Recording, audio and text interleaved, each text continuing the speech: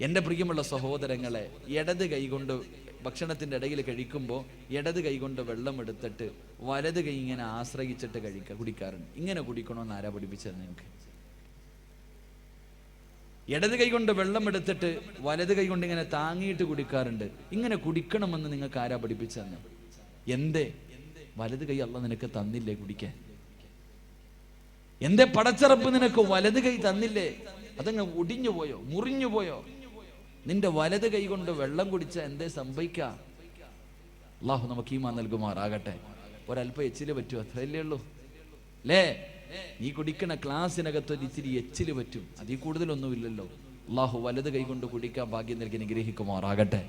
ഇല്ല, ഇനിയിപ്പോ ഇടത് കൈ കൊണ്ട് വെള്ളം എടുത്തു, ഇടത് കൈ കൊണ്ടെടുത്തിട്ട് ഇങ്ങനെ കുടിക്കണോ അതോ വേറെ ഏതെങ്കിലും രീതിയിലാണോ കുടിക്കേണ്ടത്? പഠിച്ചോ. അള്ളാഹു ഈമാൻ നൽകുമാറാകട്ടെ. പഴയ ആൾക്കാർ പറയും ഭക്ഷണം കഴിക്കുമ്പോൾ കൈയുടെ ഉൾഭാഗത്ത് ഭക്ഷണം പറ്റാൻ പാടില്ല എന്ന് പഴയ ആൾക്കാർ പറയാറുണ്ട്. ഇപ്പോഴത്തെ ആൾക്കാരതൊന്നും പറയാറില്ല, ഇല്ലേ?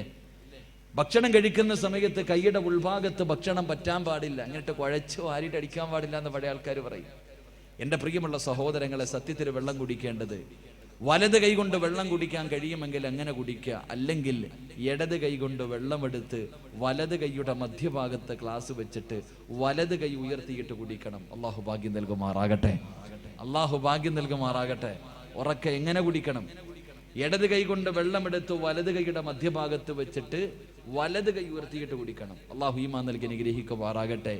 ഇതിനും പറ്റാതെ വന്നാൽ മാത്രമേ എന്ത് ചെയ്യാൻ പറ്റൂ? ഇങ്ങനെ കുടിക്കാൻ പറ്റൂ. അതും ഒരു കളിയാക്കല. അള്ളാഹു നമുക്ക് ഈമാൻ നൽകി അനുഗ്രഹിക്കുമാറാകട്ടെ.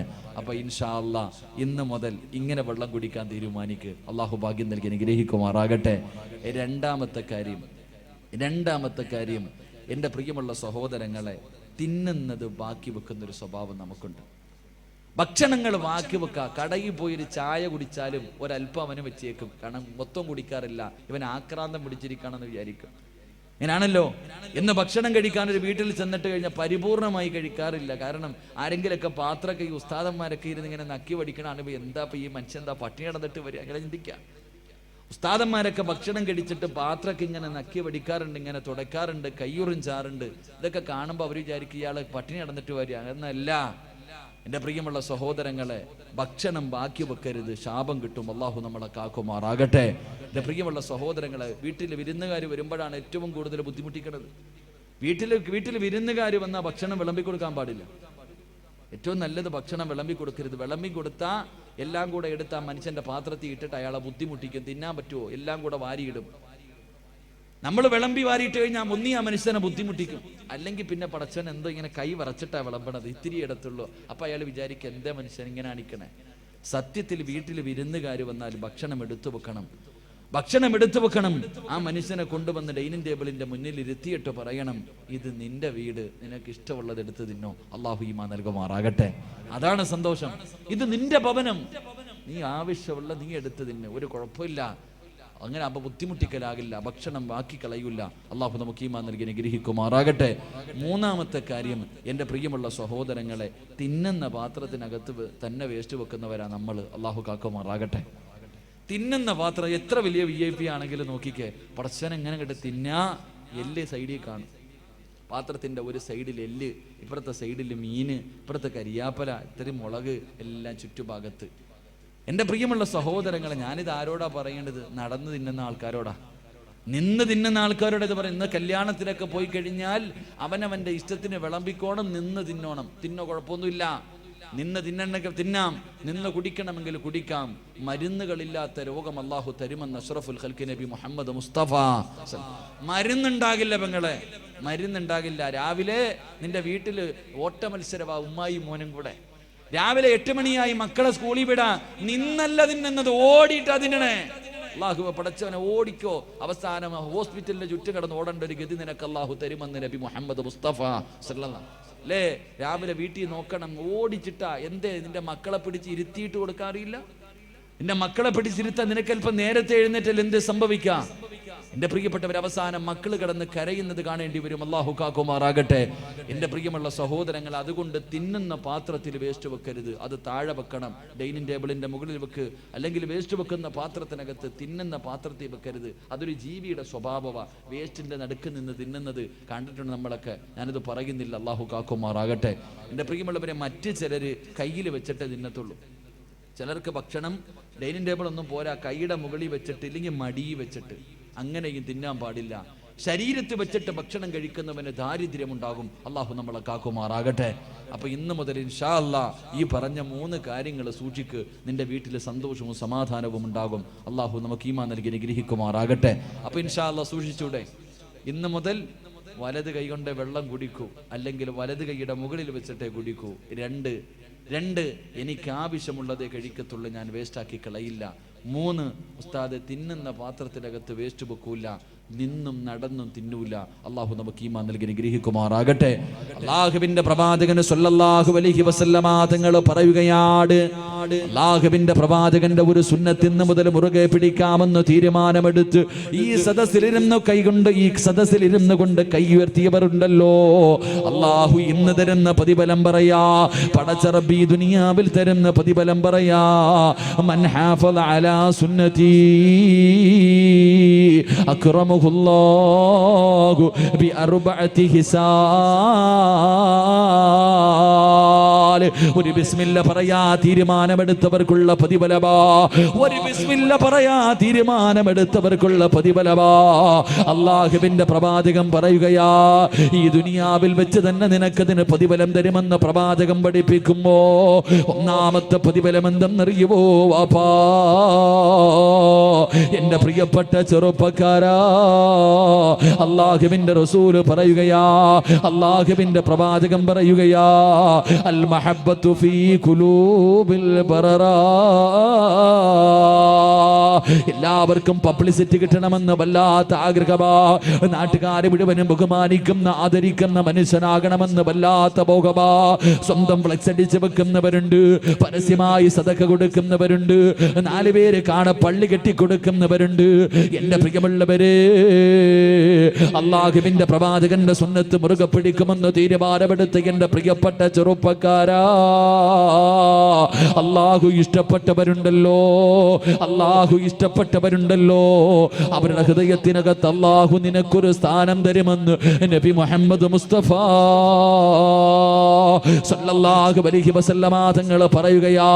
അല്ലാഹു ഇഷ്ടപ്പെട്ട ആൾക്കാരുണ്ടല്ലോ, അവരുടെ ഹൃദയത്തിൽ അല്ലാഹു നിനക്കൊരു സ്ഥാനം തരും. ഒരു പള്ളിയിലെ ഇമാമിന്റെ അടുക്കലെങ്ങാണം നിന്നെ കുറിച്ച് ചോദിച്ചാ അവിടെ പറയും, ഈ നാട്ടിലെ ചെറുപ്പക്കാർക്കിടയിൽ ഒരു നല്ല ചെറുപ്പക്കാരരാ, ഈ നാട്ടുകാര് നിന്നെ ബഹുമാനിക്കും. ഒരു കള്ളുകുടികനും പെണ്ണുപിടികനും പലിശ തിന്നുന്നവനും വൃത്തികെട്ടവരുമല്ലടാ.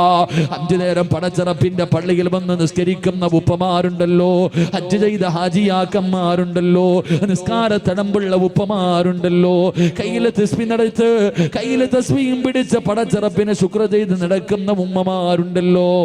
അള്ളാന്റെ റസൂല് പറയുകയാ, അവരുടെ ഹൃദയത്തിനകത്ത് അല്ലാഹു നിനക്കൊരു സ്ഥാനം തരുമെന്ന് നബി മുഹമ്മദ് മുസ്തഫ. അവര് നിന്നെ ബഹുമാനിക്കുമോര്, അവര് നിന്നെ ആദരിക്കുമോര്, നിനക്ക് അല്ലാഹു അങ്ങനെ ഒരു പ്രതിഫലം തരുമെന്ന് പ്രവാചകൻ പഠിപ്പിക്കുമ്പോ, 2ാമത്തെ പ്രതിഫലം എന്തെന്നറിയോ? അൽ മഹബ്ബത്തു ഫീ ഖുലൂബിൽ ഫജറാ. 2ാമത്തെ പ്രതിഫലം എന്തെന്നറിയുവോ? ഈ ലോകത്ത് ഒരാളെയും നീ ഭയപ്പെടണ്ട, ഈ ലോകത്ത് ഒരു ശക്തിയെയും, അള്ളാന്റെ റസൂല് പറയുന്നു, ഈ പ്രപഞ്ചത്തിൽ ഒരു സൃഷ്ടിയെയും നീ ഭയപ്പെടേണ്ട ആവശ്യമില്ല. എല്ലാവരും നിന്നെ ഭയപ്പെടും ചെറുപ്പക്കാരാ.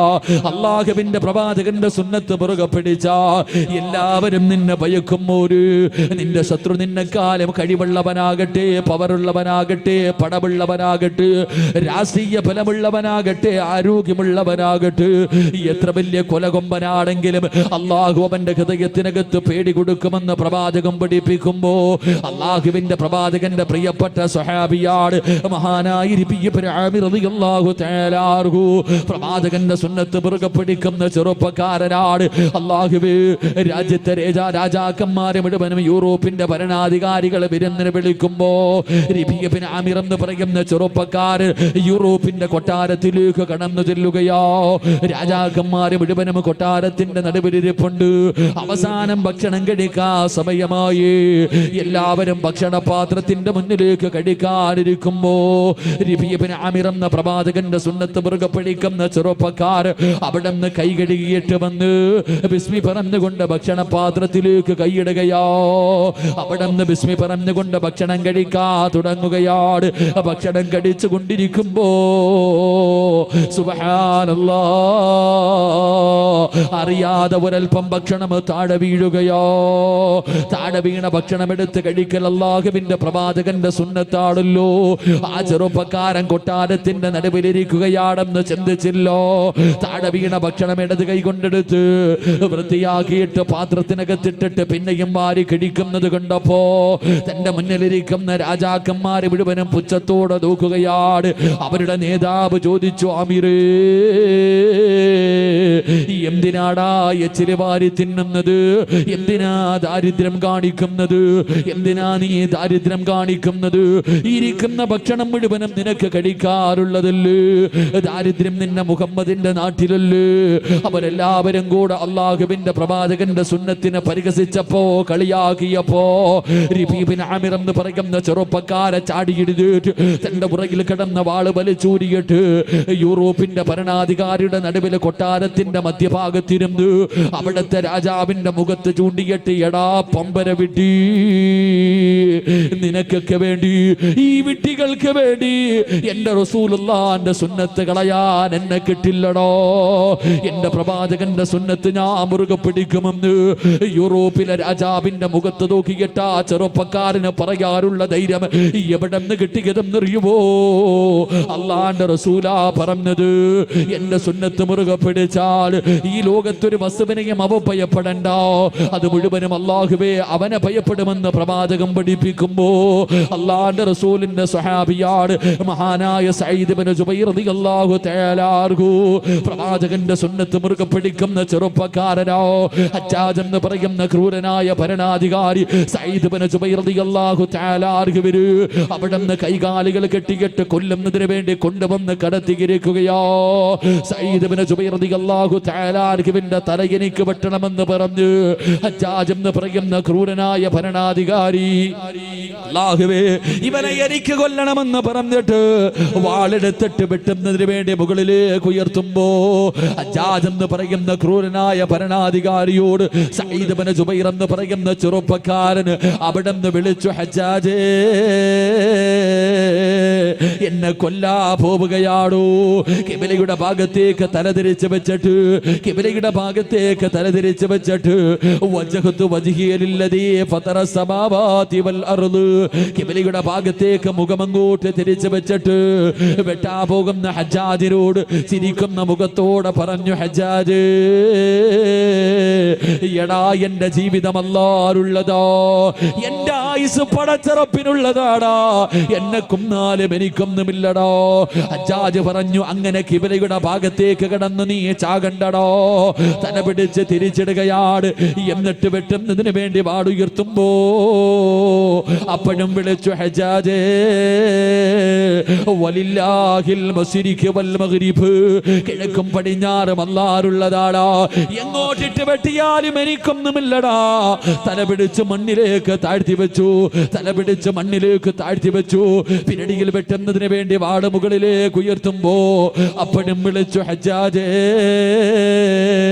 മണ്ണിലേക്ക് മുഖം താഴ്ത്തി വെച്ചിട്ട് എന്നെ വെട്ടിക്കൊന്നാൽ എനിക്കൊന്നുമില്ലടാ.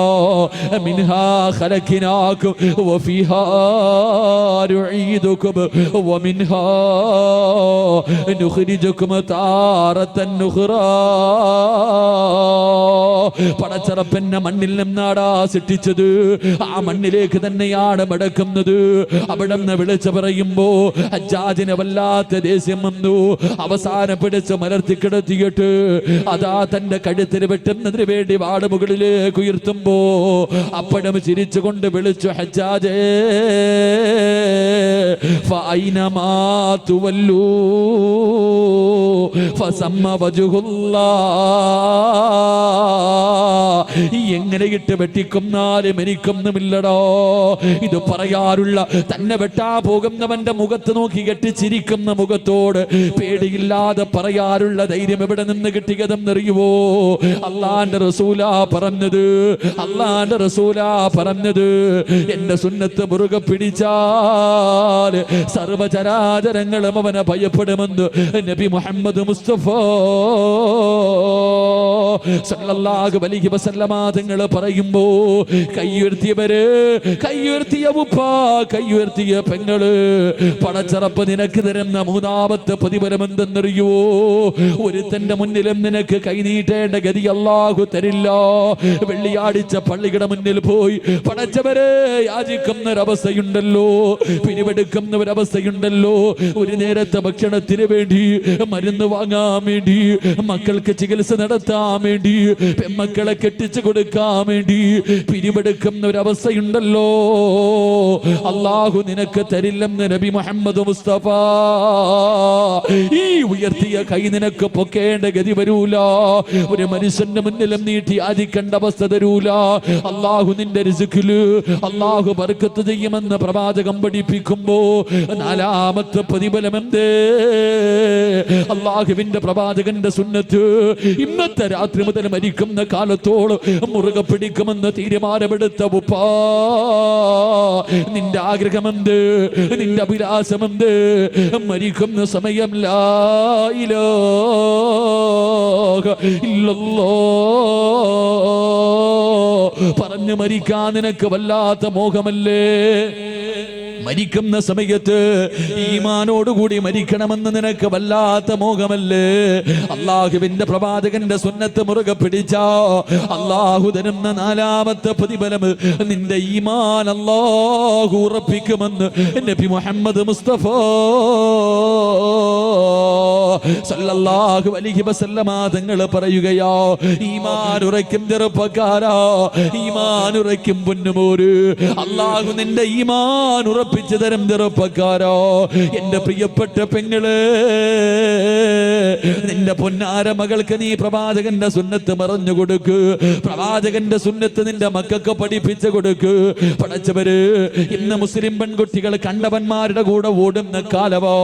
പടച്ച റബ്ബിന്റെ ദീനിനെ നാണം കെടുത്തിയിട്ട് ഈ സമുദായത്തിന് പേരുദോഷം കൊടുത്തിട്ട് കണ്ടവന്റെ കൂടെ ഓടുന്ന മുസ്ലിം പെണ്ണുങ്ങളുടെ കാലവാ. കോടതികളുടെ മുന്നിൽ കിടന്ന് യാചിക്കുന്ന ഉപ്പമാരെ കണ്ടിട്ടില്ലേ? ഉമ്മമാരെ കണ്ടിട്ടില്ലേ? എന്റെ പ്രിയപ്പെട്ട ചെറുപ്പക്കാരാ, എന്റെ പ്രിയപ്പെട്ട പെങ്ങളെ, നിന്റെ പൊന്നുമോളുടെ ഈമാൻ ഉറയ്ക്കടോ, നിന്റെ പൊന്നുമോളുടെ ഈമാൻ ഉറയ്ക്കടോ. ഈമാൻ എന്ന് പറഞ്ഞാൽ എങ്ങനെയെന്നറിയുമോ? അത് കണ്ടവന്റെ സൗന്ദര്യത്തിന്റെ മുന്നിൽ തോറ്റുപോകുന്ന ഈമാനല്ല. ഒരുത്തന്റെ പണത്തിന്റെ മുന്നില്, ഒരുത്തന്റെ പ്രലോഭനങ്ങൾക്ക് മുന്നില് തകർന്നു പോകാത്ത ഈമാനാണ് പെങ്ങള്. ഏത് നിമിഷവും കടലൊന്ന് കേറി വന്നോ പൊന്നുമോളെ, പിന്നെ നീ ഇല്ലല്ലോ. ഈ കടപ്പുറത്ത് കടന്നിട്ട് പോലെ പടച്ചറപ്പിനെ കുറിച്ച് പേടിയില്ലാത്ത പെണ്ണ് മോളെ, ഒരു രാത്രിയെങ്കിലും നിനക്കൊന്ന് സമാധാനത്തോടെ ഉറങ്ങാൻ കഴിയുമോ? പടച്ചവരെ, പണ്ടൊക്കെ തിര മുമ്പോട്ട് കയറി വന്നാ പേടിച്ചാമാരായിരുന്നല്ലോ. പണ്ട് തിര മുന്നിൽ കടൽ ഇങ്ങോട്ട് കയറി വന്നാൽ മാത്രമേ ഭയപ്പാടുണ്ടായിരുന്നുള്ളൂ. ഇന്നിറങ്ങിയാലും പേടിയാ, ഇന്നിറങ്ങിയാലും പേടിയാ. പടച്ചവരെ, കടലിൽ മീൻ പിടിക്കാൻ പോയ നൂറുകണക്കിന് പേരുടെ മയ്യത്ത് ഇതുവരെ കിട്ടിയിട്ട് പോലുമില്ല. അങ്ങനെ പടച്ചറപ്പിന്റെ അദാബ് ഇങ്ങനെ ഇറങ്ങിക്കൊണ്ടിരിക്കുമ്പോ പടച്ചറപ്പിന്റെ ദീനിനെ ചവിട്ടി തേച്ചിട്ട് കണ്ടവന്റെ കൂടെ ഒളിച്ചോടുന്ന പെണ്ണ്. പോയതൊക്കെ പോകട്ടെ ചെറുപ്പക്കാരോ, പോയതൊക്കെ പോകട്ടെ ഉമ്മോ. എന്റെ പ്രിയപ്പെട്ട പെമ്മക്കളോട് പറയുകയാ, എന്റെ പ്രിയപ്പെട്ട പെമ്മക്കളോട് പറയുകയാ, മോളെ ഈമാൻ എന്ന് പറഞ്ഞാൽ എങ്ങനെയെന്നറിയുവോ? മുസ്ലിം പെണ്ണെന്ന് പറഞ്ഞാൽ എങ്ങനത്തവളെന്നറിയുവോ? മഹാനായ അസ്റഫുൽ ഖൽഖ് നബി മുഹമ്മദ് മുസ്തഫ സല്ലല്ലാഹു അലൈഹി വസല്ലമ തങ്ങള് ഉസ്മാൻ ഇബ്നു അഫ്ഫാൻ റളിയല്ലാഹു തആല അൻഹു രണ്ടുപേരും കൂടെ മരുഭൂമിയിലൂടെ നടന്നു പോകുമ്പോ ഒരു പെണ്ണിനെയും തന്റെ ഭർത്താവിനെയും ശരീരത്തിലെ വസ്ത്രങ്ങൾ മുഴുവനും അടിച്ചു മാറ്റിയിട്ട് പട്ടിയെ തല്ലുന്നത് പോലെ ഖുറൈശികളിട്ട് തല്ലിച്ചതയ്ക്കുകയോ. തന്റെ പൊന്നാര മകൻ മുമ്പിൽ നിൽപ്പുണ്ട്. ശരീരത്തിലെ വസ്ത്രങ്ങൾ മുഴുവൻ അടിച്ചു മാറ്റി പഴുത്ത് കിടക്കുന്ന മലരാരുണ്യത്തിലിട്ട് തല്ലിച്ചതയ്ക്കുകയാണ്. ചെയ്ത തെറ്റെന്തെന്നറിയുവോ? അവർ അല്ലാഹുവിന്റെ ദീനിലേക്ക് കടന്നു വന്നത് കൊണ്ടോ. സുമയ്യ ബീവി റളിയല്ലാഹു തആല അൻഹ തന്റെ പ്രിയപ്പെട്ട ഭർത്താവ് അമ്മാർ യാസിർ പടച്ചവരെ ഈ കുടുംബത്തെ മുഴുവനും തല്ലിച്ചതയ്ക്കുകയാണ്. എന്ത് ചെയ്തിട്ടും അവർ ഇസ്ലാമിൽ നിന്ന് മടങ്ങി വരാതെ വന്നപ്പോ എന്തേ ചെയ്തതെന്നറിയുവോ? സുമയ്യ ബീവി റളിയല്ലാഹു തആല അൻഹയുടെ കണ്ണിന് മുന്നിൽ തന്റെ പ്രിയപ്പെട്ട ഭർത്താവിന്റെ കൈകാലുകൾ കെട്ടുകയാണ്. എന്നിട്ട് തലകീടോ കത്തിക്കൊണ്ടിരിക്കുന്ന ഒരു തീക്കകത്തേക്ക് ഇറക്കി നിർത്തുകയോ. ഒരു പച്ച മനുഷ്യര് ആടിക്കത്തുന്ന തീക്കകത്തിങ്ങനെ അതാ തലകീഴായി കെട്ടി നിർത്തിയിരിക്കുകയാണ്. പടച്ചവരെ അവിടെ നിന്ന് പച്ച ഇറച്ചി കത്തുകയാ. മുഖത്തുകൂടെ തലയിലെ മുടിയിലൂടെ പടച്ചവരെ തീ ഇങ്ങനെ പതാ ശരീരം മുഴുവനും ഇങ്ങനെ പടരുകയാണ്. മരണപ്രാളത്തിൽ കിടന്ന് കരയുകയോ. സുമയ്യ ബീവി റളിയല്ലാഹു തആല അൻഹ തന്റെ പ്രിയപ്പെട്ട ഭർത്താവ് റബ്ബേ തീക്കകത്ത് കിടന്ന് മരണപ്രാളത്തിൽ കരയുമ്പോ സഹിക്കാൻ കഴിയാതെ ഓടി വന്നിട്ട് തന്റെ പ്രിയപ്പെട്ട ഭർത്താവിനെ തീയിൽ നിന്ന് വെളിയിലേക്ക് തെള്ളിയിടുകയോ. മണ്ണിൽ കിടന്ന് ഉരുളുകയാണ്. ശരീരത്തിലെ തീ മുഴുവനും അണഞ്ഞു. പടച്ച റബ്ബേ ഈ എല്ലുകൾ വെളിയിൽ കാടുകയോ. എല്ലുകൾ വെളിയിൽ കാടുകയോ. മരണത്തോട് മല്ലടിച്ചു കൊണ്ടിരിക്കുമ്പോ അള്ളാന്റെ റസൂല് കിടന്ന് വരികയാണ്. ആ സമയത്ത് ഈ ചെറുപ്പക്കാരൻ അവിടെ നിന്ന് ചോദിച്ചു, യാ റസൂലല്ലാ, അള്ളാന്റെ നബിയേ, ജീവിതത്തിന്റെ അവസാനം വരെ ഇങ്ങനെയാണോ നബിയേ? അള്ളാഹുവിന്റെ പ്രവാചകൻ അവിടെ നിന്ന് പറഞ്ഞു, സുമയ്യ, നീയും നിന്റെ കുടുംബവും സ്വർഗത്തിലാ സുമയ്യ. തോറ്റുകൊടുക്കല്ലേ സുമയ്യ. അള്ളാന്റെ ദീനിനെ വലിച്ചെറിയല്ലേ. പ്രവാചകന് സ്വർഗത്തിലാണെന്ന് പറയേണ്ട താമസമുണ്ടല്ലോ. സുമയ്യ ബീബി റളിയല്ലാഹു തആല അൻഹ മരണത്തോട് മല്ലടിച്ചു കൊണ്ടിരിക്കുന്ന പ്രിയപ്പെട്ട ഭർത്താവിനോട് അവിടുന്ന് വിളിച്ച് പറഞ്ഞതെന്തെന്നറിയോ? ഇവന്മാര് നമ്മളെ കൊന്നാൽ, ഇവരെന്തൊക്കെ ദ്രോഹം ചെയ്താൽ പടച്ചറപ്പിന്റെ ദീനിനെ വലിച്ചെറിയല്ലേ. നമ്മളൊക്കെ മുസ്ലിമീകളോ, നമ്മള് സ്വർഗത്തിലോ. അല്ലാഹു വഹദ്, അല്ലാഹു വഹദ്, അല്ലാഹു വഹദ്. മരണത്തോട് മല്ലടിക്കുന്ന പ്രിയപ്പെട്ട ഭർത്താവിന് വിളിച്ച് പറഞ്ഞു കൊടുക്കുമ്പോ ധൈര്യം ഇങ്ങനെ കൊടുക്കുന്നത് കണ്ടപ്പോ അബൂജഹലിന് സഹിക്കാൻ കഴിഞ്ഞില്ലോ. ഒരു പഠിപ്പിച്ച കമ്പിയെടുത്തിട്ട് സുമയ്യ ബീവിയുടെ നട്ടെല്ലിന്റെ ഭാഗത്തുകൂടെ അവിടെ നിന്ന് കുത്തിയിറക്കുകയാണ്. വയറ് തുളച്ചിട്ട് കമ്പി വെളിയിൽ വന്നു. അബൂജഹൽ സുമയ്യാനെ ചവിട്ടി തറയിലേക്ക് ഇടുകയാണ്. അല്ലാഹുവേ, മരണത്തോട് മല്ലടിക്കുമ്പോഴും സുമയ്യ വിളിച്ചു പറഞ്ഞു, അല്ലാഹു വഹദ്. ആ കിടപ്പിലും കിടന്ന് പറഞ്ഞു, അല്ലാഹു വഹദ്. അബൂജഹല് കഴുത്തിലെ കേട്ട് അതാ തന്റെ കാലെടുത്ത് ചവിട്ടുകയാണ്. സുമയ്യ ബീവിയുടെ തല മണ്ണിനകത്തേക്ക് ചവിട്ടി താഴ്ത്തുകയോ. അപ്പഴും വിളിച്ചു പറഞ്ഞു, അല്ലാഹു വഹദ്, അല്ലാഹു വഹദ്. അബൂജഹലിനെ സഹിച്ചില്ല. പിടിച്ചു മലർത്തി കിടത്തിയിട്ട് ഒരു പഠിപ്പിച്ച കമ്പിയെടുത്തിട്ട് സുമയ്യ ബീവിയുടെ ഗുഹ്യഭാഗത്തേക്ക് കുത്തിയിറക്കുകയാ. എന്നിട്ട് പച്ചയിറച്ചി വലിച്ചെടുക്കുമ്പോഴും സുമയ്യ വിളിച്ചു പറഞ്ഞു, അല്ലാഹു വഹദ്. ഈമാൻ എന്ന് പറഞ്ഞാലെങ്ങനോ, ഈമാൻ എന്ന് പറഞ്ഞാലെങ്ങനോ. ഇതുപോലെ ഒരു ഈമാൻ വേടോ, ഇതുപോലെ ഒരു ഈമാൻ വേടോ. അള്ളാന്റെ റസൂലിന്റെ സുന്നത്ത് മുറുകെ പിടിച്ചാൽ ആ മനുഷ്യന്റെ ഈമാൻ അള്ളാഹു ഉറപ്പിച്ചു കൊടുക്കുമെന്ന് നബി മുഹമ്മദ് മുസ്തഫ. നബി മുഹമ്മദ് മുസ്തഫ. അള്ളാഹു ഈമാൻ ഉറപ്പിച്ചു തരുമാറാകട്ടെ. അള്ളാഹു ഈമാൻ ഉറപ്പിച്ചു തരുമാറാകട്ടെ. ഉറക്കപ്പറ അള്ളാഹു ഈമാൻ ഉറപ്പിച്ചു തരുമാറാകട്ടെ. പെൺമക്കൾക്ക് പറഞ്ഞു കൊടുക്ക്, പെൺമക്കൾക്ക് അള്ളാന്റെ റസൂലിന്റെ സുന്നത്ത് പറഞ്ഞു കൊടുക്ക്. അപ്പം മക്കൾ അനുസരിക്കും. പിന്നെ യവൻ വന്ന് വിളിച്ചാലും നിന്റെ മക്കൾ ഓടൂല. അള്ളാഹു നമുക്ക് ഈമാൻ നൽകി അനുഗ്രഹിക്കുമാറാകട്ടെ. മക്കളെ കുറ്റപ്പെടുത്തിയിട്ട് കാര്യമില്ലല്ലോ, മക്കളെ കുറ്റപ്പെടുത്തിയിട്ട് കാര്യമില്ല. ഞാൻ പെൺകുട്ടികളെ ഒന്നും കുറ്റപ്പെടുത്തൂല. പെൺകുട്ടികളെ ഒളിച്ചോടി പോയി 5 എണ്ണം പോയെങ്കിൽ പോട്ടെ, 5 എണ്ണം അല്ല 50 എണ്ണം പോയാലും നമുക്ക് ഇവിടെ എന്താ, പോകേണ്ടവരൊക്കെ പോകട്ടെ. അള്ളാഹു ഈമാൻ നൽകി അനുഗ്രഹിക്കുമാറാകട്ടെ. അള്ളാഹു ഈമാൻ നൽകി അനുഗ്രഹിക്കുമാറാകട്ടെ. എൻ്റെ പ്രിയമുള്ള സഹോദരങ്ങളെ, മക്കൾ നശിക്കാനുള്ള ഒന്നാമത്തെ കാരണം മാതാപിതാക്കൾ തന്നെ. ഉമ്മയുടെ മടിത്തട്ടാണ് ഏറ്റവും, അള്ളാഹുവിൻ്റെ പ്രവാചകൻ പറഞ്ഞു, ഉമ്മയുടെ മടിത്തട്ടാണ് ആദ്യത്തെ മദ്രസ എന്ന് നബി മുഹമ്മദ് മുസ്തഫ. ഉമ്മ നിന്നെ കണ്ടാ നിന്റെ മോള് പഠിച്ചത്, പിന്നെ പറഞ്ഞിട്ട് കാര്യമില്ലല്ലോ. നിനക്ക് നിന്റെ മക്കളെ സ്നേഹിക്കാനോ സംസാരിക്കാനോ സമയമില്ല അല്ലേ? എൻ്റെ പ്രിയപ്പെട്ട സഹോദരങ്ങളെ, നമ്മളെ കണ്ടാണ് നമ്മുടെ മക്കൾ വളരുന്നത്. നമ്മൾ നിസ്സാരമായി ഒരു നല്ല കുട്ടിയെ കിട്ടണമെങ്കിൽ നല്ലതുപോലെ കഷ്ടപ്പെട്ടാൽ മാത്രമേ സാലിഹായ മക്കളെ കിട്ടൂ. അള്ളാഹു സാലിഹായ മക്കളെ നൽകി അനുഗ്രഹിക്കുമാറാകട്ടെ. വെറുതെ കിട്ടൂല. നമ്മുടെ ഓരോ പ്രവർത്തനവും നമ്മുടെ മക്കൾ, വീട്ടിൽ ചെറിയ കുട്ടികളുണ്ടെങ്കിൽ, പ്രായപൂർത്തിയാകാത്ത കൊച്ചു കുട്ടികൾ വീട്ടിലുണ്ടെങ്കിൽ ഒരുപാട് ശ്രദ്ധിക്കണം. പ്രായപൂർത്തിയാകാത്ത ചെറിയ കുട്ടികൾ നമ്മുടെ വീട്ടിലുണ്ടെങ്കിൽ ഒരുപാട് ശ്രദ്ധിക്കണം. അല്ലാഹു ഈമാൻ നൽകി അനുഗ്രഹിക്കുമാറാകട്ടെ. അതുകൊണ്ട് പ്രവാചകൻ സല്ലല്ലാഹു അലൈഹി വസല്ലമ തങ്ങൾ പറഞ്ഞു, ജന്നാത്തുൽ ഫിർദൗസ് എന്ന് പറയുന്ന സ്വർഗത്തിന്റെ 2ാമത്തെ അവകാശി അത് പ്രവാചകന്റെ സുന്നത്ത് മുറുകെ പിടിക്കുന്നവനാണെന്ന് നബി മുഹമ്മദ് മുസ്തഫ. നബി മുഹമ്മദ് മുസ്തഫ. അള്ളാഹു നമുക്ക് ഈമാൻ നൽകി അനുഗ്രഹിക്കുമാറാകട്ടെ. ആൾക്കാർ എഴുന്നേറ്റ് തുടങ്ങി. 11 മണി ആയതുകൊണ്ടായിരിക്കും. ഇൻഷാ അല്ലാഹ് നിങ്ങൾ ഇരിക്കുമെങ്കിൽ ഒരു 15 മിനിറ്റും കൂടെ, ഇല്ലെങ്കിൽ പറയാം. എന്ത് വേണം? ഒരെണ്ണം കൂടെ പറയണമെന്ന് എനിക്ക് ആഗ്രഹമുണ്ട്. വയ്യാതെ വന്നതല്ലേ. നിങ്ങൾ ഇരിക്കുമെങ്കിൽ ഞാൻ പറയാം, ഇല്ലെങ്കിൽ ദുആ ചെയ്യാം. എന്ത് വേണം? എന്ത് വേണം? നിങ്ങൾ പറ. വേണോ? ഒരെണ്ണം കൂടെ പറയാ. ഇരിക്കുവോ? താല്പര്യമുള്ളവർ കൈപൊക്ക്. പോകേണ്ടവരൊക്കെ പോകട്ടെ. ബക്കറ്റ് എടുക്കുന്നതിന് മുമ്പ് ഓടുക. ഓടേണ്ടവരൊക്കെ ഓടട്ടെ. അസ്രായീൽ വരുമ്പോൾ ഓടാൻ പറ്റൂലല്ലോ. പറ്റുമോ? അസ്രായീൽ വരുമ്പോൾ ഓടാൻ പറ്റുമോ? ധൈര്യം ഉണ്ടെങ്കിൽ ഓടി നോക്കണം കേട്ടാ. ഇൻഷാ അല്ലാഹ്. അല്ലാഹു ഈമാൻ നൽകുമാറാകട്ടെ. 3ാമത്തെ കാര്യം, ജന്നാത്തുൽ ഫിർദൗസ് എന്ന് പറയുന്ന, ജന്നാത്തുൽ ഫിർദൗസ് എന്ന് പറയുന്ന സ്വർഗം വേണമെങ്കിൽ 3ാമത്തെ കാര്യം, തൻ്റെ മാതാപിതാക്കളെ സ്നേഹിക്കുന്ന മക്കൾക്ക് ഫിർദൗസ് ഉണ്ടെന്ന് നബി മുഹമ്മദ് മുസ്തഫ. നബി മുഹമ്മദ് മുസ്തഫ. മാതാപിതാക്കളെ സ്നേഹിക്കുന്ന മക്കൾക്ക് അൽഹംദുലില്ലാഹ് ഫിർദൗസ് എന്ന സ്വർഗം അല്ലാഹു നൽകുമാറാകട്ടെ. അല്ലാഹു നൽകുമാറാകട്ടെ. ഉമ്മാനെയും വാപ്പാനെയും സ്നേഹിക്കുന്ന മക്കൾ. പടച്ചോനെ, ഇന്ന് ആർക്കാ ഉമ്മാനെ ഉപ്പാനെ സ്നേഹമുള്ള?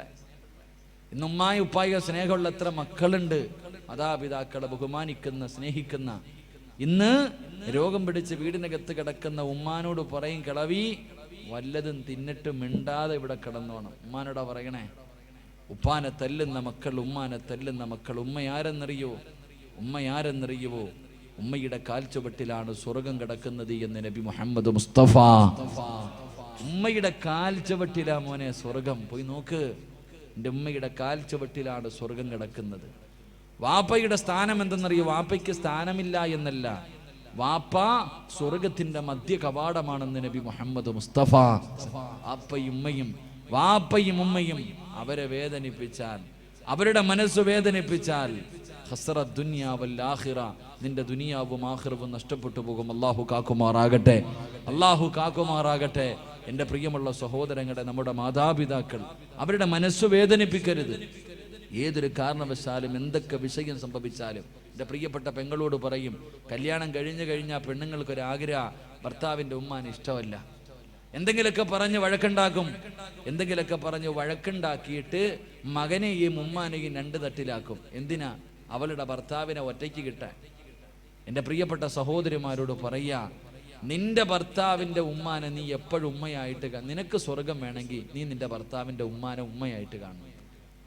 കാരണം എൻ്റെ പ്രിയമുള്ള സഹോദരന്മാരോട് ഞാൻ പറയുന്നു, നിന്റെ ഭർത്താവിൻ്റെ ഉമ്മായുമായിട്ട് നിന്റെ ഭർത്താവിനെ നീ അകറ്റിയ നീ വിധവയായി പോകുമെന്ന് നബി മുഹമ്മദ് മുസ്തഫ സല്ലല്ലാഹു അലൈഹി വസല്ലം. ഭർത്താവിനെയും ഉമ്മാനെയും തമ്മിലടിപ്പിച്ചിട്ട് ഒറ്റയ്ക്ക് പോയി സുഖിക്കാമെന്ന് നീ വിചാരിച്ച യോഗമില്ല പെങ്ങളെ. സ്വന്തം ഉമ്മായും വാപ്പായും വേദനിപ്പിക്കുന്നവന്റെ ആയുസ് അല്ലാഹു കുറയ്ക്കുമെന്ന് നബി മുഹമ്മദ് മുസ്തഫ. അള്ളാഹുവിന്റെ പ്രവാചകനാ പറഞ്ഞത്. അള്ളാഹുവിന്റെ പ്രവാചകന് സല്ലല്ലാഹു അലൈഹി വസല്ലമ തങ്ങൾ പറയുകയാണ്, മാതാപിതാക്കളുടെ മനസ്സ് വേദനിപ്പിക്കുന്നവന്റെ ആയുസ് അല്ലാഹു കുറച്ച് കളയുമെന്ന് പ്രവാചകൻ പഠിപ്പിക്കുമ്പോ, ഉമ്മാന്റെ മനസ്സ് വേദനിപ്പിക്കുന്ന മക്കളുണ്ട്. എന്റെ പ്രിയമുള്ളവരെ, കഴിഞ്ഞ മാസമുണ്ടല്ലോ, അള്ളാഹുവേ, ഞാൻ ഭക്ഷണം കഴിക്കാൻ ഒരു വീട്ടിലേക്ക് കടന്നു ചെന്നപ്പോ ഒരുമ്മയെ കണ്ടോ. പടച്ചവനെ, ഉമ്മയും മക്കളും മത്സരമാണ്. എന്റെ ചെറുപ്പക്കാരന്റെ കയ്യിൽ പിടിച്ചിട്ട് പറഞ്ഞു, ഉസ്താദ്, എന്റെ ഉമ്മയ്ക്ക് വേണ്ടി ദുആ ചെയ്യണം. എന്റെ ഉമ്മയ്ക്ക് ക്യാൻസർ ആണ്. ഉമ്മയുടെ വയറിനകത്ത് മുഴ എന്തോ വന്നിട്ട് കുടലിലോ എന്തോ ക്യാൻസറാ ഉമ്മയ്ക്ക് അറിയില്ല ഉസ്താദെ. ഉമ്മയ്ക്ക് വയറുവേദനയാണെന്നാ ഞങ്ങൾ പറയണത്. ഉമ്മയ്ക്ക് അത് അറിയാത്തത് കൊണ്ടാ ഉമ്മ ഇങ്ങനെ ചിരിച്ചും കളിച്ചും ഇരിക്കുന്നത്. ഞങ്ങൾ ആരും പറഞ്ഞിട്ടില്ല, ഞങ്ങൾ ആരെയും അറിയിച്ചിട്ടില്ല. അതുകൊണ്ട് ഉസ്താദ് ഞങ്ങളുടെ ഉമ്മയ്ക്ക് വേണ്ടി ദുആ ചെയ്യണേ. അള്ളാഹുവേ, ഞാൻ സന്തോഷിച്ചു. പടച്ചോനെ, ഇതുപോലെ 2 മക്കള്, ഉമ്മാനെ ഇത്രയും സ്നേഹിക്കുന്ന 2 മക്കള്. ഇറങ്ങാൻ സമയമായപ്പോ ആ ഉമ്മ എന്നോട് പറഞ്ഞു, മോനെ, ഉസ്താദിനെ ഒന്ന് വിളിക്ക്, എനിക്കൊന്ന് സംസാരിക്കണം. അള്ളാഹുവേ, പടച്ചവനെ, ഞാൻ ഉമ്മയുടെ റൂമിനകത്തേക്ക് കയറി ചെന്നു. ഉമ്മ മക്കളോട് 2 പേരും പറഞ്ഞൊന്ന് വെളിയിൽ പോകാൻ. ഉമ്മയെന്ന് പറഞ്ഞ ആരെന്നറിയോ? പഠിച്ചോ? 2 മക്കളോടും വെളിയിൽ പോകാൻ പറഞ്ഞു. കഥകൊന്ന് അടയ്ക്കുമോനെ. ഞാൻ ആ ഉമ്മാന്റെ ചാരത്ത് പോയിരുന്നു. ക്യാൻസർ രോഗമല്ലേ, ഉമ്മായിക്ക് അറിയില്ലല്ലോ. ഞാൻ അടുത്ത് പോയിരുന്നപ്പോ ആ ഉമ്മ എന്നോട് പറയുക, ഉസ്താദേ, എനിക്ക് വേണ്ടി ഒന്ന് ദുആ ചെയ്യണം. എൻ്റെ മക്കൾക്ക് ബാധ്യതയായി കിടക്കാൻ എനിക്ക് ആഗ്രഹമില്ല. എനിക്ക് ക്യാൻസർ ആണെന്ന് എൻ്റെ മക്കൾക്ക് അറിയുന്നതിന് മുമ്പേ എനിക്കറിയാം ഉസ്താദേ. എന്നിട്ട് പറയാ, എനിക്ക് ക്യാൻസർ ആണെന്ന് എൻ്റെ മക്കൾക്ക് അറിയുന്നതിന് മുമ്പേ എനിക്കറിയാം. അവര് വിചാരിച്ചിരിക്കുന്നത് എനിക്കറിയില്ല എന്നാ. അതുകൊണ്ട് ആ മക്കള് സന്തോഷത്തോടെ നടക്കുന്നത്. എനിക്ക് ക്യാൻസർ ആണെന്ന് ഞാൻ അറിഞ്ഞു എന്ന് എൻ്റെ മക്കൾ അറിഞ്ഞ അവരുടെ കണ്ണ് നിറയുമല്ലോ. എൻ്റെ മക്കൾക്ക് വേണ്ടി ഉസ്താദ് ദുആ ചെയ്യണേ എന്ന് പറഞ്ഞപ്പോൾ ഉമ്മ എന്ന് പറഞ്ഞാൽ അതാ. എൻ്റെ പ്രിയമുള്ള സഹോദരങ്ങളെ, ഞാൻ ചിന്തിക്കാറുണ്ട്, നമ്മുടെ ഉമ്മ ആരെന്നറിയോ? അടുത്തൊരു പെൺകുട്ടി പടച്ചവനെ 8 മാസം ഗർഭിണിയാണ്. 8 മാസം ഗർഭിണിയാണ്. ഹോസ്പിറ്റലിൽ കൊണ്ടുപോയപ്പോൾ ഡോക്ടർ പറഞ്ഞു, സീരിയസാ, ഈ കുഞ്ഞിനെ പ്രസവിച്ച ഉമ്മ മരിച്ചു പോകും. അല്ലാഹുവേ, പടച്ചവനെ, ഉമ്മയുടെ വില എന്തെന്നറിയോ? ഹോസ്പിറ്റലിൽ കൊണ്ടുപോയി 8 മാസം ഗർഭിണിയായ പെണ്ണിനോട് ഡോക്ടർ പറയാ, ഈ കുഞ്ഞിനെ പ്രസവിക്കണ സമയത്ത് ഉമ്മ മരിച്ചു പോകാൻ സാധ്യതയുണ്ട്, വളരെ സീരിയസാ. ആ സമയത്ത് ആ പെണ്ണ് ചോദിച്ചെന്തെന്നറിയോ ഉസ്താദേ? ആ പെണ്ണ് ചോദിച്ചെന്ന് ഡോക്ടറോട് ചോദിക്ക, എനിക്കെന്ത് വന്നാലും കുഴപ്പമില്ല, എൻ്റെ കുഞ്ഞിന് കുഴപ്പമൊന്നുമില്ലല്ലോ. നിങ്ങൾ ആലോചിക്കേ, പ്രസവിക്കുന്ന സമയത്ത് ആ പെണ്ണ് മരിക്കാൻ വരെ 99% സാധ്യതയുണ്ട്. അപ്പോഴും അവളെ കുറിച്ചല്ല ചിന്തിച്ചത്. ചിന്തിച്ചത് ഡോക്ടറെ, എൻ്റെ വയറ്റിൽ കിടക്കണ കുഞ്ഞിനൊന്നും ഇല്ലല്ലോ. അതാ നമ്മുടെ ഉമ്മ. അള്ളാഹു നമുക്ക് ഈമാൻ നൽകുമാറാകട്ടെ. എൻ്റെ പ്രിയപ്പെട്ട പെമ്മക്കളോട്, ഓടേണ്ടവർക്കൊക്കെ ഓടാം, ഒളിച്ചോടേണ്ടവർക്കൊക്കെ ഓടാം. ഓടിക്ക് കുഴപ്പമൊന്നുമില്ല. നിന്റെ ഉമ്മാനെ നാട്ടുകാർ മുഴുവനും വ്യഭിചാരി എന്ന് വിളിക്കും, നിനക്ക് കുഴപ്പമില്ലല്ലോ. നാട്ടുകാർ മുഴുവനും ഉമ്മാന്റെ സ്വഭാവമല്ലേ മോട് കാണിക്കൂ എന്ന് നാണം കെടുത്തിയാലും നിനക്കൊന്നുമില്ല. പ്രശ്നം 2-3 ഒരാഴ്ച മുമ്പാണെന്ന് തോന്നുന്നു. ഒരാഴ്ച മുമ്പ് പള്ളികളിലൊക്കെ പോയി പിരിവെടുത്തൊരു വാപ്പ. പള്ളിയിൽ എല്ലാ വെള്ളിയാഴ്ച പള്ളിയിൽ പോയി പിരിവെടുക്കും തൻ്റെ മോളെ കെട്ടിക്കാൻ. അല്ലാഹു പടച്ചോനെ 5-6 പവൻ സ്വർണം ആ പാവ ഉപ്പ പിരിച്ചു. ഞായറാഴ്ച കല്യാണം. വെള്ളിയാഴ്ച വൈകിട്ട് പള്ളിയിൽ നിന്ന് പിരിവായിട്ട് വാപ്പ വന്നപ്പോൾ പടച്ചോനെ, ആ പെൺകുട്ടി ഒരുത്തൻ്റെ കൂടെ ഒളിച്ചോടിപ്പോയി. അള്ളാഹു, ആ വാപ്പ വീണതാ ഇതുവരെ എഴുന്നേറ്റിട്ടില്ല. അള്ളാഹു അദ്ദേഹത്തിന് ആഫിയത്ത് കൊടുക്കുമാറാകട്ടെ. ഓടേണ്ടവർക്കൊക്കെ ഓടാ. എൻ്റെ മുസ്ലിം പെണ്ണുങ്ങളോട് ഞാൻ ചോദിക്കട്ടെ, എനിക്ക് അഭിമാനമുണ്ട് പെണ്ണെ. എൻ്റെ ചെറുപ്പക്കാരികളായ പെൺകുട്ടികളോട് പറയടി, എൻ്റെ പെങ്ങളോട് ഞാൻ പറയാ, പൊന്നുമോളെ, ഈ നാട്ടിൽ ഈ കൂട്ടത്തിലൊരു പെണ്ണിരിപ്പുണ്ട്. ഞാൻ പറയാ, സഹാബി വനിതയുടെ ചരിത്രമൊന്നും ഞാൻ പറയില്ല. നിങ്ങളുടെ കൂട്ടത്തിൽ ഒരു പെൺകുട്ടി ഇരിപ്പുണ്ട്, 34 വയസ്സുണ്ട് ആ പെണ്ണിനെട്ടാ. എടി, അവളാണ് നല്ല ഉപ്പായ്ക്കും ഉമ്മായ്ക്കും പറഞ്ഞവള്. ഞാൻ പറഞ്ഞു തരും, നിങ്ങൾക്ക് ഇഷ്ടപ്പെട്ടില്ലെങ്കിൽ ഞാൻ പറയും. 34 വയസ്സുള്ളൊരു പെൺകുട്ടി ഈ സദസ്സിനകത്തിരിപ്പുണ്ട്. അവളെ പോലെ നമ്മുടെ മക്കളെ അള്ളാഹു ആക്കി തരാൻ വേണ്ടി ദുആ ചെയ്യും. ഞാൻ ദുആ ചെയ്യും. കാരണം ആ 34 വയസ്സുള്ള പെൺകുട്ടി എന്നോട് കരുന്ന് വിളിച്ചിട്ട് പറഞ്ഞു, ഉസ്താദേ, എനിക്ക് വേണ്ടി ദുആ ചെയ്യണം. എൻ്റെ കല്യാണം ഇതുവരെ നടന്നിട്ടില്ല. എൻ്റെ വാപ്പ മരണപ്പെട്ടു പോയി ഉസ്താദെ. 34 കൊല്ലമായി. ഇന്ന് ഞാൻ അള്ളാനെ പേടിച്ചാ ഞാൻ ജീവിക്കുന്നത്. പടച്ചവനെ, എനിക്കൊരു നല്ല ജീവിതം കിട്ടാൻ ഒരു സ്വന്തം സഹോദരനെ പോലെ എനിക്ക് വേണ്ടി ദുആ ചെയ്യണേ എന്ന് പറഞ്ഞൊരു പെണ്ണി സദസ്സിലിരിക്കുന്നുണ്ട്. അള്ളാഹുവേ, അവളാ മോളെ പെണ്ണ് 34 കൊല്ലമായിട്ടും അവൾക്കും വിചാരമുണ്ടായിട്ടും അള്ളാഹുവിനെ പീഡിച്ച് കഴിയുന്നവൾ എന്നെങ്കിലും ഒരിക്കൽ അള്ളാഹു നല്ല ഒരു ജീവിതം തരുമെന്ന പ്രതീക്ഷയോടെ ഈ സദസ്സിൽ ആ പൊന്നുമോളിരിപ്പുണ്ട്. അള്ളാഹുവേ, ആ മകൾക്ക് നീ നല്ലൊരു ജീവിതം കൊടുക്കണേ പടച്ചവനെ. അള്ളാഹുവേ, നീ നല്ലൊരു ജീവിതം കൊടുക്കണേ പടച്ചവനെ. മുസ്ലിം പെണ്ണെന്ന് പറഞ്ഞാൽ അങ്ങനെ, അല്ലാതെ തിന്നിട്ട് നിനക്ക് കൊഴുപ്പ് കൂടുമ്പോ, തിന്നിട്ട് എല്ലിനകത്ത് കൊഴുപ്പ് കൂറുമ്പോ പടച്ചവനെ, പടച്ച റബ്ബിന്റെ ദീനിനെ ചവിട്ടി തേച്ചിട്ട് സ്വന്തം ഉപ്പാനെ ഉമ്മാനെയും സമൂഹത്തിന്റെ മുന്നിൽ നാണം കെടുത്തിയിട്ട് പോയാ നിന്നെ അള്ളാഹു വെറുതെ വിടത്തില്ല. അള്ളാഹു നമുക്ക് ഈമാൻ നൽകി അനുഗ്രഹിക്കുമാറാകട്ടെ. എൻ്റെ പ്രിയമുള്ളവരെ, ചരിത്രം സാക്ഷിയാണ്. ഉസ്താദന്മാര് പറയും ഇങ്ങനെയൊക്കെ പോകുന്നവള് പുഴുത്തു ചാകുമെന്ന് പറയുമ്പോ ഇവരാരടാ പറയാൻ അവകാശം? ഇവർക്ക് പറയാൻ എന്ത് അവകാശം? എൻ്റെ പ്രിയപ്പെട്ട പെങ്ങളെ, ചരിത്രം സാക്ഷിയാ. ഉമ്മയുടെ മനസ്സ് വേദനിപ്പിച്ചാൽ എന്റെ പ്രിയമുള്ള സഹോദരിമാരോട്, ലാഹുവേ, ഈ സദസ്സിലിരിക്കുന്ന ഏതെങ്കിലും ഒരു പെൺകുട്ടി, ലാഹുവേ, ഉപ്പയും ഉമ്മയുടെയും മനസ്സ് വേദനിപ്പിക്കുന്ന ഏതെങ്കിലും ഒരു പൊന്നുമോളോ മോനോ ഈ സദസ്സിലുണ്ടെങ്കിൽ ഈ ദുനിയാവിൽ വെച്ച് നിനക്ക് കിട്ടും പെണ്ണ്. ഈ ദുനിയാവിൽ വെച്ച് തന്നെ അല്ലാഹു നിനക്ക് ശിക്ഷ തരും പെണ്ണ്. എന്റെ പ്രിയമുള്ള സഹോദരാ, ഫദൽ എന്ന് പറയുന്ന ഒരു ചെറുപ്പക്കാരന്റെ ചരിത്രം കാണാ. ഫദൽ എന്ന് പറയുന്ന ഒരു ചെറുപ്പക്കാരനുണ്ട്. അല്ലാഹുവേ, പടച്ചവനെ, ഉമ്മ മാത്രമേ ഉള്ളൂ. ഫദൽ എന്ന് പറയുന്ന ചെറുപ്പക്കാരൻ ഒരു ദിവസം കൂട്ടുകാർ മുഴുവനും പറഞ്ഞു, ഫദലേ, ഞങ്ങളെല്ലാവരും മക്കയിൽ പോകുകയാ, ഞങ്ങളെല്ലാവരും കഅബ കാണാ പോവുകയാ. ഫദലേ, നീ കൂടെ ഞങ്ങളുടെ കൂടെ വരുന്നു? ഫദൽ എന്ന് പറയുന്ന ചെറുപ്പക്കാരൻ പറഞ്ഞു, ഞാൻ എൻ്റെ ഉമ്മയോട് ചോദിക്കട്ടെ, ഞാൻ എൻ്റെ ഉമ്മയോട് ചോദിക്കട്ടെ. ഫദൽ എന്ന് പറയുന്ന ചെറുപ്പക്കാരൻ വീട്ടിൽ ചെന്നിട്ട് തന്റെ ഉമ്മയോട് ചോദിച്ചു, ഉമ്മ, അല്ലാഹുവിന്റെ കഅബ കാണണമെന്ന് വല്ലാത്ത ആഗ്രഹമോ, എന്റെ കൂട്ടുകാർ മുഴുവനും കഅബ കാണാ പോവുകയാണ്, ഞാനും കൂടെ പോകട്ടെ ഉമ്മ, ഞാനും കൂടെ പോകട്ടെ ഉമ്മ. ഉമ്മ പറഞ്ഞു, മോനെ ഫദിലേ, നീ പോയാൽ എനിക്ക് ആരാണടാ ഉള്ളത്? എനിക്ക് ഭക്ഷണം തരാ, എന്റെ കാര്യങ്ങൾ നോക്കാൻ ആരുമില്ലല്ലോ. എന്റെ പൊന്നുമോര് പോകണ്ട എന്ന് ഫദൽ എന്ന് പറയുന്ന മകനോട് പറയുമ്പോ കൂട്ടുകാരുടെ മുന്നിൽ ചെന്നിട്ട് പറഞ്ഞു, എന്റെ ഉമ്മ എനിക്ക് അനുവാദം തന്നില്ല. കൂട്ടുകാർ മുഴുവനും കളിയാക്കുകയാണ്. അല്ലാഹുവിന്റെ കഅബ കാണാൻ പോലും നിന്റെ ഉമ്മ നിനക്ക് അനുവാദം തരുന്നില്ലല്ലോ. കൂട്ടുകാർ മുഴുവനും കളിയാക്കിയിട്ട് അവിടെ നിന്ന് നടന്നു പോവുകയാണ്. ഫദൽ എന്ന് പറയുന്ന ചെറുപ്പക്കാരൻ തന്റെ വീട്ടിലേക്ക് കടന്നു വന്നു. പിന്നെയും ഉമ്മയോട് ചോദിച്ചു, ഉമ്മ, അല്ലാഹുവിന്റെ കഅബ കാണാ പോകട്ടെ? ഉമ്മ പറഞ്ഞു, വേണ്ട മോര്, ഉമ്മ പറഞ്ഞു, വേണ്ട മോര്. ഫദൽ എന്ന് പറയുന്ന ചെറുപ്പക്കാരന് വല്ലാത്ത ദേഷ്യം തോന്നി. അവസാനം ഉമ്മയുടെ അനുവാദം ചോദിച്ചില്ല. കഅബയിലേക്കല്ലേ പോകുന്നത്, അല്ലാഹുവിന്റെ ഭവനത്തിലേക്കല്ലേ പോകുന്നത്. ഫദൽ എന്ന് പറയുന്ന ചെറുപ്പക്കാരന് തന്റെ ഉമ്മയുടെ അനുവാദം ചോദിക്കാതെ വീട് വിട്ടിറങ്ങുകയാ. മക്കയിലേക്ക് കഅബ കാണാ പോവുകയാ, മക്കയിലേക്ക് കഅബ കാണാ പോവുകയാ. ഇങ്ങനെ പോകുമ്പോ മനസ്സിനകത്തൊരു സമാധാനമില്ല. കൂട്ടുകാരുടെ കൂടെ എത്താനും കഴിയുന്നില്ല. ഉമ്മയുടെ പൊരുത്തമില്ലാതാണ് ഇറങ്ങി വന്നത്. മനസമാധാനം കിട്ടാതെ വന്നപ്പോ അവിടെ നിന്ന് ചിന്തിച്ചു, അല്ലാ,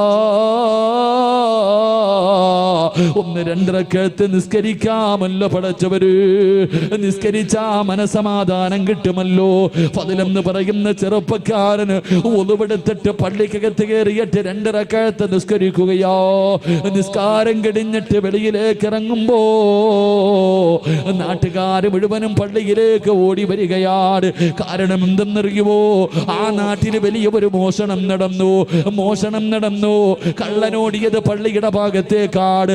ഫദൽ എന്ന് പറയുന്ന ചെറുപ്പക്കാരനാണ് കള്ളനെന്ന് കരുതിയിട്ട് നാട്ടുകാര് മുഴുവനും തല്ലുകയോ, കൈകാല് കെട്ടുകയാണ്. എന്നിട്ട് എന്തേ ചെയ്തതെന്നറിയുമോ? ഇവന് ഒരിക്കലും മോഷ്ടിക്കാൻ പാടില്ല. ഇനി ഒരിക്കലും ഇവന് മോഷ്ടിക്കാൻ പാടില്ല.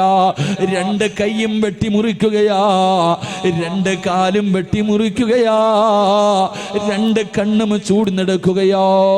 ഇവന് ഒരിക്കലും ഇനി മോഷണം നടത്താൻ പാടില്ല. അവന്റെ കണ്ണ് ചൂടുന്നെടുത്തു, കൈകാലുകളെ വെട്ടിമുറിച്ചു, എന്നിട്ടൊരു കമ്പിന്റെ മുകളിൽ കെട്ടിയിട്ട് ഇങ്ങനെ കൊണ്ടുപോകുമ്പോ ജനങ്ങൾ വിളിച്ചു കള്ളാ. എല്ലാവരും കള്ള എന്ന് വിളിച്ച് കളിയാക്കുമ്പോ എന്ന് പറയുന്ന ചെറുപ്പക്കാർ, ഫദിലെന്ന് പറയുന്ന ചെറുപ്പക്കാർ അവിടെ നിന്ന് കരഞ്ഞുകൊണ്ട് വിളിച്ചു പറഞ്ഞു, എന്നെ കള്ള എന്ന് വിളിക്കല്ലേ, എന്നെ കള്ള എന്ന് വിളിക്കല്ലേ, ഞാൻ കള്ളരല്ല. എന്റെ ഉമ്മയുടെ മനസ്സ് വേദനിപ്പിച്ചത് അല്ലാഹു എനിക്ക് തന്ന ശിക്ഷയാ.